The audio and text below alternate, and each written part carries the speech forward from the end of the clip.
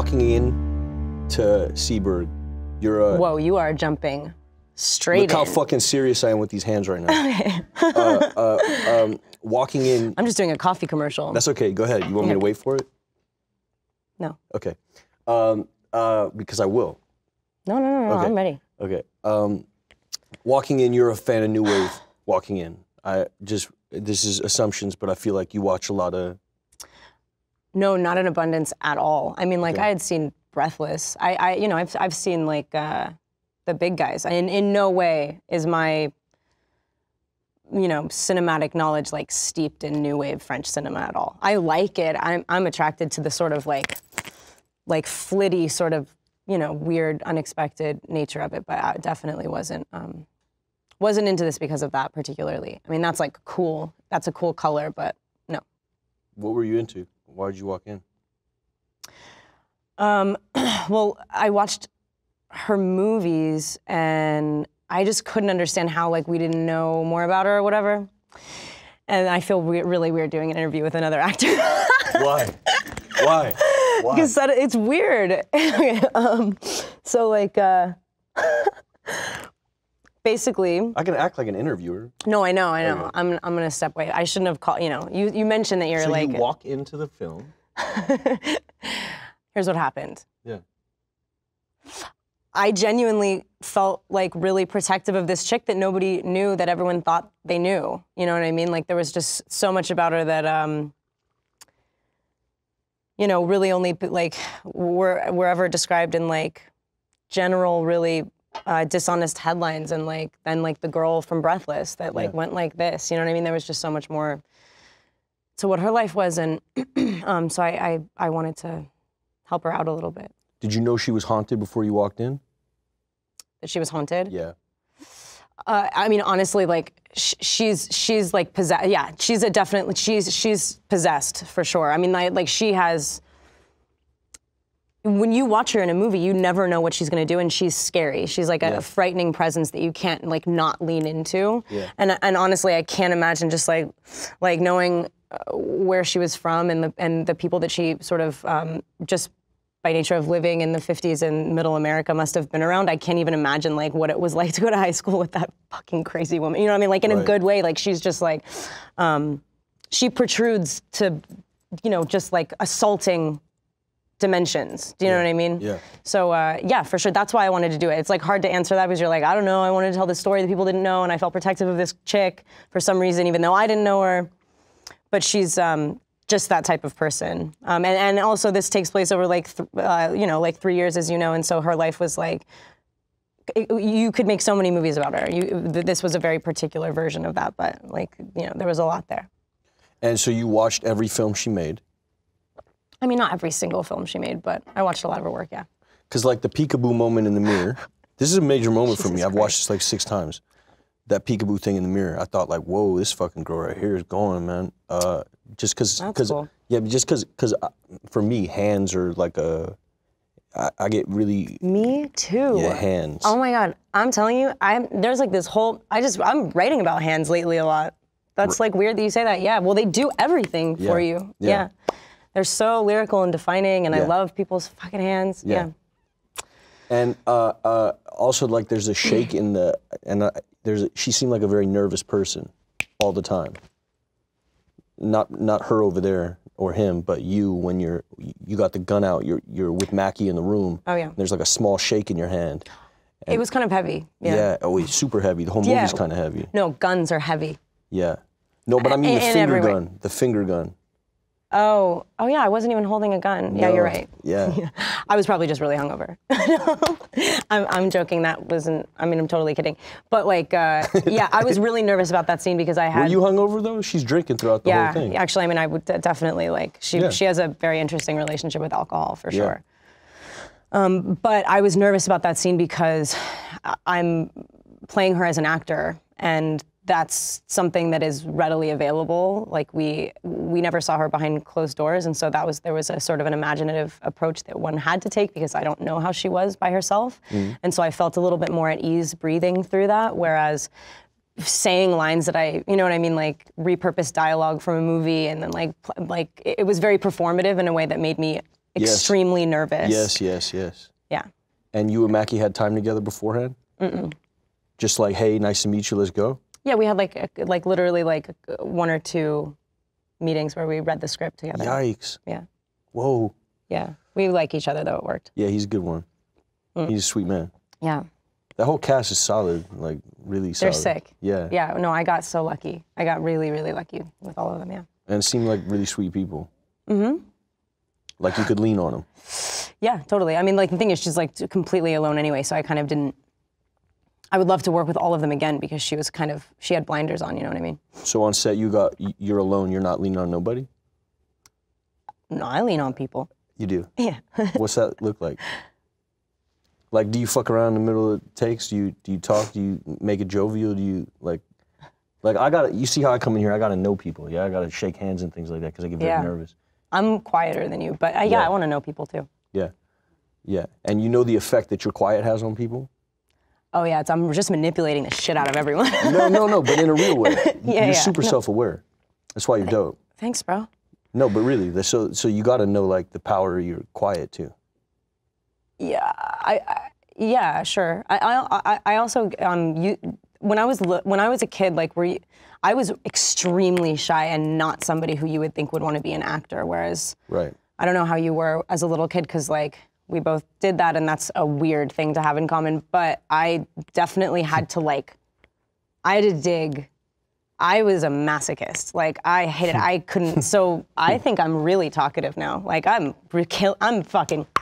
Yeah. Killing it. Yeah. Yeah. I talk to fucking everyone now. Yeah. But what about you when you were little? Were you the same way? Were you just like, did you feel like you had like a responsibility on set to kind of be like, yeah, we're all together? Yeah. Yeah. I love that too. Yeah. I used to walk around with like a pen and a pad, like really like, almost like litigious, like, hey, what's your name? Oh, cool. And then I'd write it in a little notepad and walk around with a stupid little notepad. Is it because you want people to like you? Definitely, yeah, of course. Yeah. But also because I wanted to seem studious. Yeah. Because I didn't go to school and I didn't like learn how to do this acting thing. I have this chip right here too. Yeah. What does it do to you? I read a lot. Yeah. And I'm always like, I didn't go to school, but I start a lot of sentences like that. Yeah. And if you get around a guy like Mackie who's gone to school, he's got like technique. Yeah, and he is a staggeringly intelligent person. But also like and he loves to know stuff and tell people stuff that he knows, and so it's like he displays it, and in a way that I love to be around. Like. Yeah.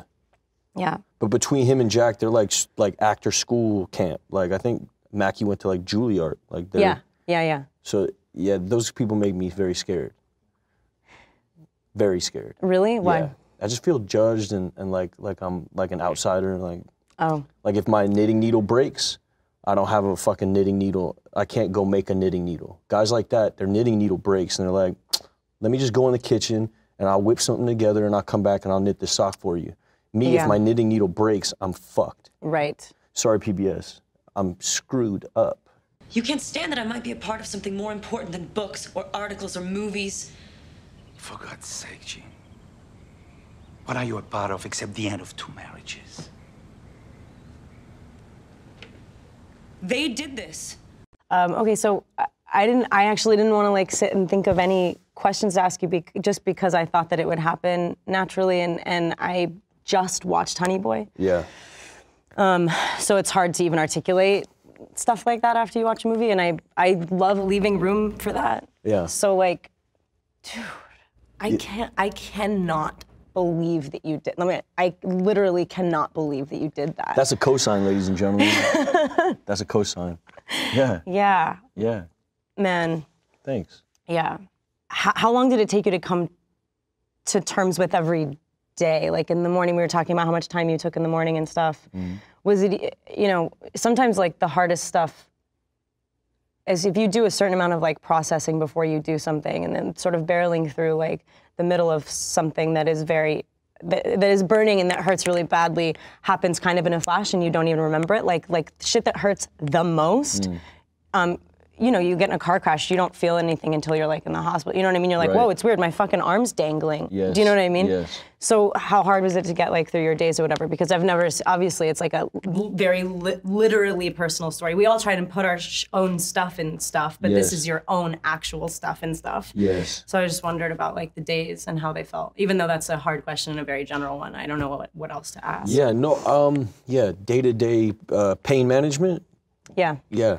I had a squad.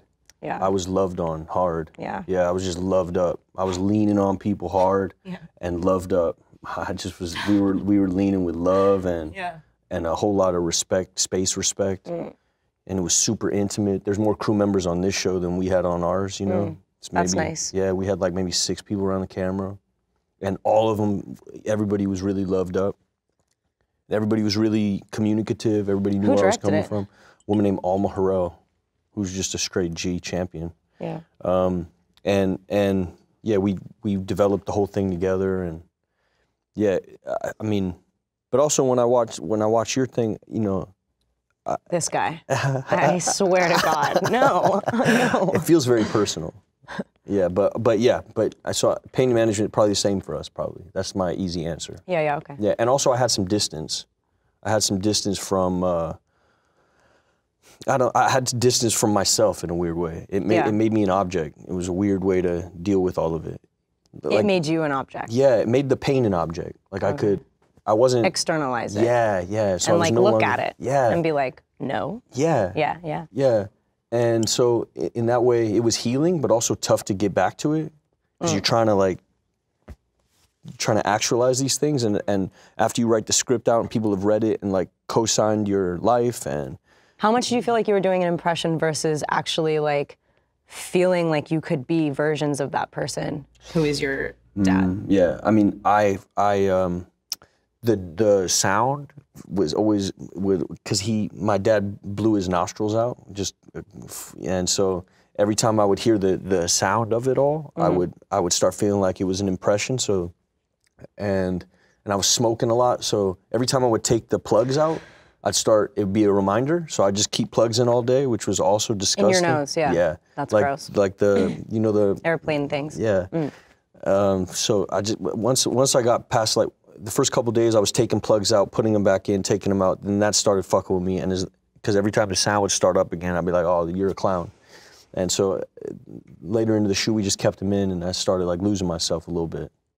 I'm looking for one of those 9s, please. No can do. Bullshit. Gin. Bullshit. No, you didn't. Gin. No, you did not. 50. And you had the 6. God, I knew it too. How long was your shoot? 6 weeks. Heavy duty. Yeah. Yeah, just bang, bang the whole way. And so a lot of daylight too, so it was like we couldn't even shoot that long. Like the days weren't that long. Right. And you stay in it? No. You need a break? Yeah. No, for the shortest bursts possible. What does that mean? What does that look like? Music? No. Like, I'm just hugely relieved every single time something's done, and I just run away from set. Really? Unless, yeah. Usually, I hate, time management is such a huge thing with like the job, and like just the anxiety that goes into not being in control of time is really, really maddening for me. So I can't like sustain stuff because I just get like, you like waste it, you know what I mean? Yes, it's just, I just feel like I'm wasting things for no reason. And if I like, expend something, if something like trickles out at the wrong time, I am despondently unhappy because I'm like, well, that was just for nothing. Yeah. I know what you're talking about. Yeah. Yeah, when you're on the precipice and you feel it before you ever get there and you still got like another hour and a half.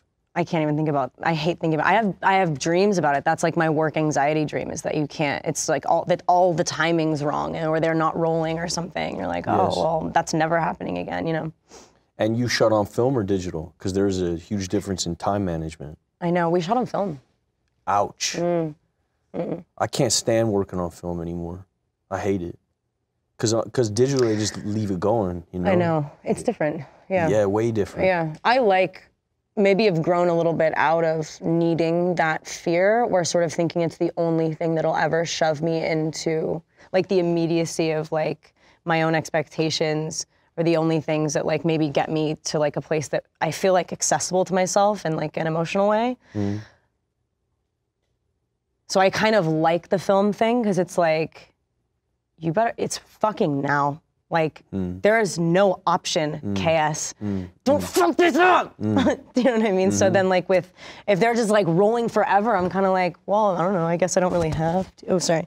Yes. My sound, man. Yes. I guess I don't really, like have to. You like game day. Yeah, I just, like, it just feels silly unless it's, like, absolutely necessary, yeah. Because you get too relaxed? No, I mean, like, I also, by the way, I love shooting for long periods of time too, so you can kind of like, you know, get lost and forget shit and stumble upon unexpected stuff. But I kind of just, I also can utilize the trigger pressure pull thing. Yeah. I can't. And what was do you just go for, are you just like, do you? I prefer that. Yeah. I prefer to just like let it run. Yeah. Fuck around. Yeah. Play around. Yeah. And then fall in. Right. Yeah. I like failing a lot. Yeah. Yeah. And if it's so like, then the pressure is overwhelming for me. Mm. Yeah. How often do you do like, I read this script recently that is so precise, and I want to do it really badly, but it scares me because I'm not very precise. Right. That's fun. Yeah. So you're definitely going to do it. Oh yeah. But I just wonder about like, you know, I think that when I watch you in movies, it's scary. And like the same way I was talking about Gene, like it just is, those are my favorite people that just go like, I have no idea what's gonna happen. And the only way that you get that is because you don't know what's gonna happen. That's true. And if you plan everything, it's like, yeah, I mean, like some things, you know what I mean? It's just, that's a contagious feeling. Yeah. And I love that. Yeah. Do you ever not do that? And also, how close can you get? Do you like prepare a lot? Like how close do you ever feel to doing something that is just arbitrary and yeah, sure, maybe it looks natural and it's kind of like off the cuff, but like, are you telling a fucking story well? Do you know what I mean? Like how often do you think of that? Do you have a directorial mind when you're acting? Do you lose yourself completely? Yeah, I have no directorial mind. I can't zoom out. I'm just now like, starting to be a better team player, but I'm super obsessed about this one little thing that I have to focus on. Yeah. And I feel like my body has better ideas than my head. Yeah. So I prep really hard, and then let my body do the rest. It's almost like dance. Yeah. That it's physically in there. That you've crammed stuff into the body. Yeah. Yeah. Much more than my head. I feel like this is why guys like Anthony Mackie, PBS. I'm on it, buddy. I'm on it. Guys like Anthony Mackie have better ideas, or even like Ben Foster. He's a bit of both, but just like headier people. Ben's both. Completely. Yeah, he's both. He actually genuinely is, and I've never even worked with him, but I just know that that's true. Yeah, some of that stuff doesn't come out of just logic. No. But yeah, I feel like my instinct is better than my ideas always. Yeah, so I try to just not think so much. That's why when it's like running gun, or if it's like film and you only got one shot of this, or a 10-minute mag, then I get very heady, and then I self-sabotage. Right. Yeah. I hate when I do that. Do you do that often? It happens, yeah. It's the worst thing ever. Is there any moments in Seaburg where you feel like you sabotage yourself? I don't want to tell you. Yeah, okay, save it. Yeah. They're listening. I can hear these little clicks on the line. And they follow me. I've seen the same repair van out front of the house maybe 3, 4 times. What does acting give you that the rest of life doesn't? Like, why this job? From a young age, from a very young age, and has it changed from when you were really young doing this to now? It's definitely my initial impulse to want to be close to storytelling and the sort of circus of it. Then I think I approached really sort of like Spartan, because I yeah, I just want a job because I think this is really cool and this is fun and this is all I want to do in my life. But I think I just didn't realize that I was being drawn to something that was like allowing me to, I think what I get from acting, that I think, even though then I didn't realize it, I think it was still the same thing that I'm getting now. Just as that, you know, if you like have a conversation with someone, or if you read something that somebody has externalized because they needed to get it out and look at it, like you were saying, the most indulgent way to like consume and possess a narrative is by literally doing it. Like even when I read a book, if I'm not like making a movie, I read out loud. I want to say the things I want to indulge in the thing as much as I possibly can, because there's something in there that I'm needing, that I'm craving. And so I've never done anything without it feeling like it's a part of my life, that those memories are mine, that they're things that I experienced. They're not just scenes that I was like pretending to do and stories that I was servicing. Even though I like that aspect of it, I completely feel that if I didn't have acting, because you know we can only do this together with like people making it. You can't like do this in your room alone. It's just been the most meditative the form of, you know, and also I really don't draw like a huge distinction between writing and acting and directing. All of it just feels like I need to obsess about this thing until I understand why I'm so obsessed with it. And the coolest thing about doing it on set and in this capacity is that you get to do it in the most together way I've ever been made to feel. And you know, my family's great and not diminishing whatever, but I've just felt closer to people, bridging those gaps through fucking making movies, through making movies. That I've just, it's the closest I've ever been with people, you know? So that's what I get from it, yeah. And what about you? Well, yeah, I think definitely the most intimate moments of my whole life happened on a set. I know it sounds really fucked up, but it's not at all. It's beautiful, yeah. I don't know if there's anything more intimate than creating something with somebody. No. There isn't. Yeah. And I think I'm deeply dissatisfied in life. Yeah, but this is your life. Exactly. But, this is where things get tricky for me, is like, it isn't my whole life. And I have to get okay with that. And it's usually where things go awry for me, is when I'm not on a set, life gets hard. Oh. And so, like, I don't... Do you do anything else? No, this is why I'm trying to develop, you know, trying to grow, so... Take a pottery class. Yeah, pottery class. Like, people in existential crisis, dude, like... Yeah, pottery. Just take a pottery class about it. Yeah. Yes. Yeah, maybe I will. But, but I won't like pottery in life. No, I know, I'm totally kidding. I know what you're saying. I love pottery on set. I love pottery on set. Like, I don't like ice cream in life. But if you give me ice cream on a set, I fucking love ice cream. And I think that's what this does for me. It makes me love things. This job makes me love things. It feels like, like the conduit to love for me. It's that, I hold it that sacred. It's not. I feel you. Yeah. It's funny to talk about it in this environment, but I am completely on your page. Yeah, I know you are. I watch it. Speaking of love, do you lead with love on a set, or do you lead with fear on a set? Oh my God, love all the way. Yeah. I don't want anyone to be scared ever. Yeah. I mean, like, yeah, sure, it's scary. What we're doing is scary, but we're together doing it, and that's encouraging, and it's a substantial thing. I think people do their best work when they're like, dude, I've never seen anyone work that way and have it be seemingly more successful than it would have been if they were just, I don't have the word for it. Not nice. It's not about being nice. No. Like, sometimes it's not even personal. It's just like, if you are in service to this thing and we're all there for a different reason and everyone's sort of desires become really selfish, that's something you still share.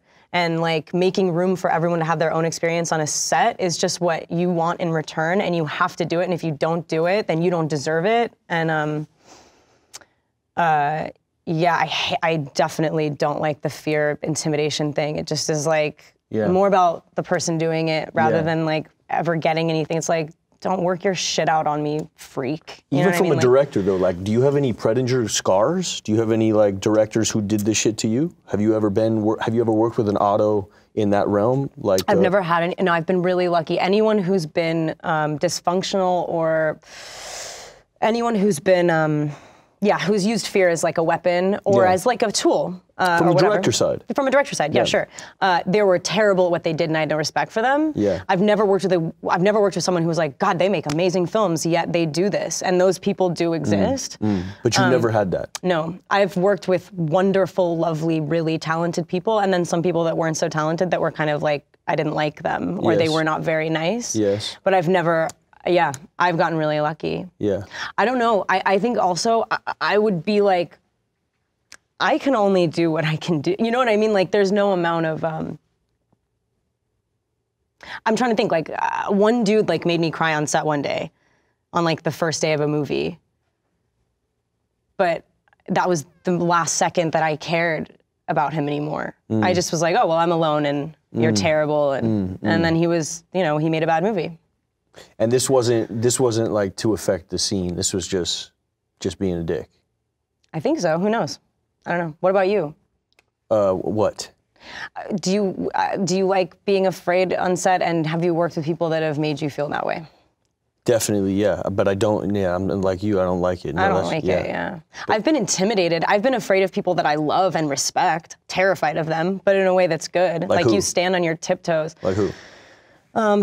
Like Walter Salles kind of really intimidated me because I think his movies are great, and he just like the honor that he brings, it just feels like, oh God, I just can't not, I need to do this. Like I can't, just like the idea of disappointing someone basically is just like unacceptable. Yes. Yeah. Ever in the actor side? No. You've never been opposite somebody that you're just like, wow, this person's burning at a flame that I can't even see them? I've been theoretically really intimidated by actors that I've worked with, but every single time, if they're really good and you do things for the same reasons, they just get you. Like, you know, like you're only better, you're just mirrors, and so you're like, wow, I'm reflecting this guy? Do you know what I mean? Like, that's this good for me. Do you know what I mean? Like, that's, yeah. Ooh, mirrors. Ooh. No, I like really, that. I like that. No, for real. No, me too. Yeah. Like, that's a nice way to think about it. Yeah. In case you fail. In case it don't work out. Yes, man. She's filling your head full of fear. I don't ever do that, do I? Huh? I pump you full of strength. Because we're on a team, and I know you got what it takes. You're a fucking star, and I know it. That's why I'm here. I'm your cheerleader, honey boy. Why Charlie's Angels? I want to do something fun. Like, I wanted to not be in so much, like, I didn't want, like, another, like, I was in the mood for a not so harrowing experience. And Liz Banks, who directed the movie and wrote it, is, like, really good at normal funny. Yeah. Plus it's an opportunity. Yeah, I was in good hands. Like, I knew it would just be, I knew that she's a winner. She doesn't, you know what I mean? Like, I totally trusted that she would make something funny, and also like warm. The movie is like so warm, and just like I'm proud of the way that it makes me feel. I think if it makes other people feel like that, it's like a good thing to have in the world right now. You know. And what set do you enjoy more? What set? Yeah, what set do you enjoy more? Probably the harrowing kind, because like it's just more fun in a weird way. Because of purpose, or because of? Well, because it's just like more complicated. Like it was honestly like hanging on set with the girls and like laughing all day and like thinking of like silly, stupid stuff to say was really fun. But we did it for 5 months, and I was like, oh my God. Yeah. I'm just still like being a goofball. You know what I mean? Like, and I really like short, condensed sprint. I like sprinting. You know what I mean? Like this was the thing about big movies for me is I don't know the difference other than it's just so long. Like you just like spread things out over such a long period of time, and then it just feels like undistilled, and like I can't harness things in the way that I can when it's short. Yeah. So long movies scare me a little bit because I just feel like, oh, I'm gonna want to get the hell out of there, man. What about long prep? I haven't yet done something that required an immense amount of prep. Really? And yeah, I try and condense it. I do not like a long time. Once I start, it needs to be directly before we go, and like nothing in between. And like, I'm like the same. I'm like the kid that's like, oh my God, I have a project and it's like due tomorrow, but then you like, you know, kill it. Yeah. You know what I mean? Where you go like, I'm so glad I didn't do this until today because this is like different than it would have been if, you know what I mean? Yes. Yeah. What about you? About me? I'm really good at this. I'm so good at this. You're so fucking good at this. Hey, are you interested in doing studio movies? Oh, you're good at this. Yeah.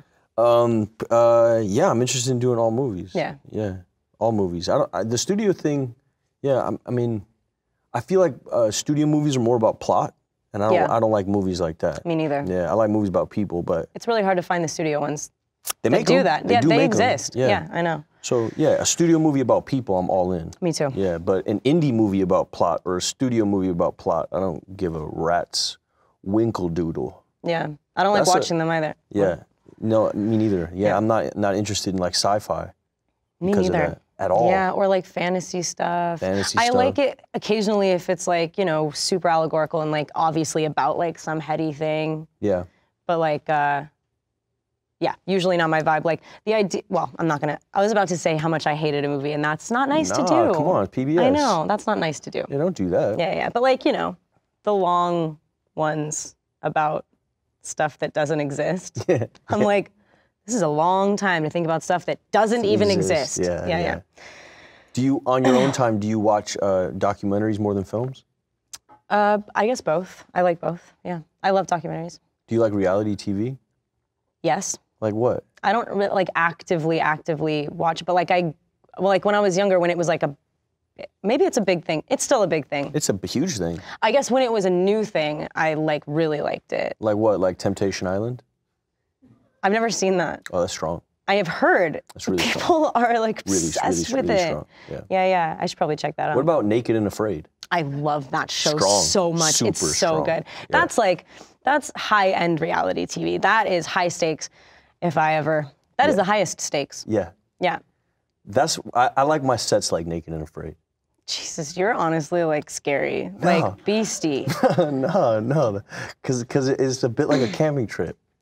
Yeah, and you get super vulnerable with people. And you rely on them. And that must have been really like camping trip. I wanted to know what those shoes that you wore in Peanut Butter Falcon smelled like so bad. I was man. Oh my God, that guy. Yeah, you looked like you were on a 6-month camping trip. Oh yeah. It looked so fun. That must have felt so good. So like fun. You were just like caked the whole time. Yeah. Everyone so was. Yeah. Everyone was. It was great. Smelled like swamp. Yeah. Yeah. Actually quite clean because you're in the water all the time. Oh really? Yeah. Yeah, but water is, you know. Yeah, gray waters. No, yeah, totally. That's even more disgusting than what I was thinking. But like anything gets wet, it's gnarly. You know what I mean? Yeah. But the movie was wet, and I mean that. Let's bring it back. Yeah. That movie's great. Hey, thanks. Yeah, it feels so good. Yeah, sweet. Yeah. Hey, what's your? There's a fun question. What's your relationship to fame? Oh. Who's that? It's awesome, isn't it? Yeah, I love it. It's fucking cool. I love it. Yeah. Cool. Yeah. Yeah. What about you? Fame is can be useful. For sure. And back to your movie. Watch how I do this. Back to your movie. Yeah. Yeah. There's a scene where you walk up. You're at the school. You're talking to Anthony Mackie, and he says, "No, we need movie stars for the revolution, also." Yeah. Because like I have to hold a shotgun, whereas you just have to get a haircut. Zazie Beetz said that. She did say that. The chick said it. Yeah. And do you feel like that's accurate? Do you feel like, well, not accurate, but do you have something like that where you feel like you're lending your support to? Cause-oriented? Yeah, like using your fame and sort of distilling it into something meaningful? Yeah, it provides an unprecedented amount of access and ability to reach people that you want to reach. You know what I mean? That's like a really beautiful thing. It's like it's literally why I feel so lucky to have found it so young, and what I didn't see then, I always had, even without fame, making movies, like just telling stories is a way to do that. And I think that if you do art in a way that's truly reflecting your insides, there are embedded causes in all of it in terms of literally using it and like using it as like a platform and using your voice in a way that's sort of overt. You know, who is allowed to do that? Like, people listen to people like us. It's again staggering to think about like the weight of it and how to wield it, and you know, how much of, because like I said, I'm really shy too. I'm so not somebody who likes, I'm kind of inadvertently,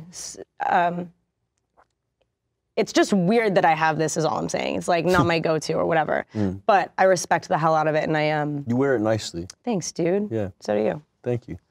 Do you think if you were to become like a really meaningful voice piece for a cause, that it could take something away from your actor? Like Seberg. Right. Sure. I mean, I guess literally, yeah. I mean, took it all from her.